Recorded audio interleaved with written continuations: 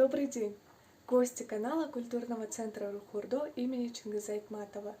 Сегодня в рубрике «Интересно, полезно и коротко» с вами Мерима, гид Рухурдо 2017 года. Вы уже узнали много интересного о кыргызском народе из предыдущих роликов и наверняка знаете, что кыргызы вели кочевой образ жизни. Ну а я сегодня вам расскажу, кто же такие кочевники. Тысячелетия назад территории Европы и Азии не были застроены городами и селами. Люди целыми племенами перемещались из одного места в другое в поисках плодородных земель с благоприятными условиями для жизни.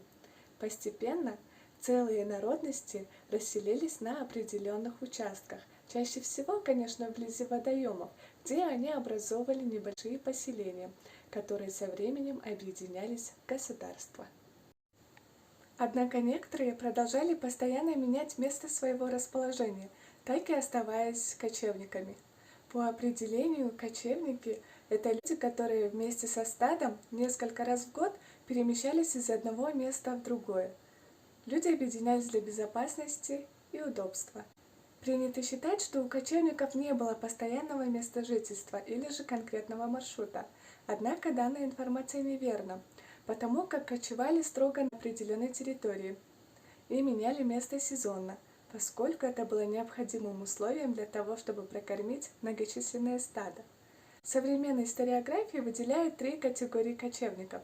Первая – это охотники и собиратели. К ним относятся австралийские аборигены и арктические индуиды, обитающие в естественной среде, не знакомые с сельским хозяйством и животноводством.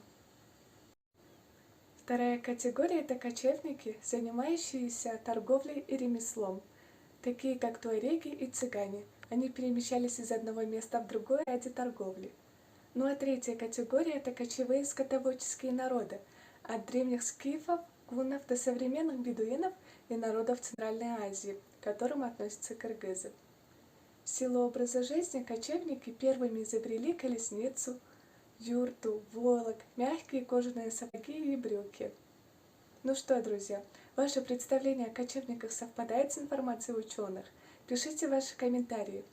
Ну а я благодарю вас за внимание. До скорых встреч!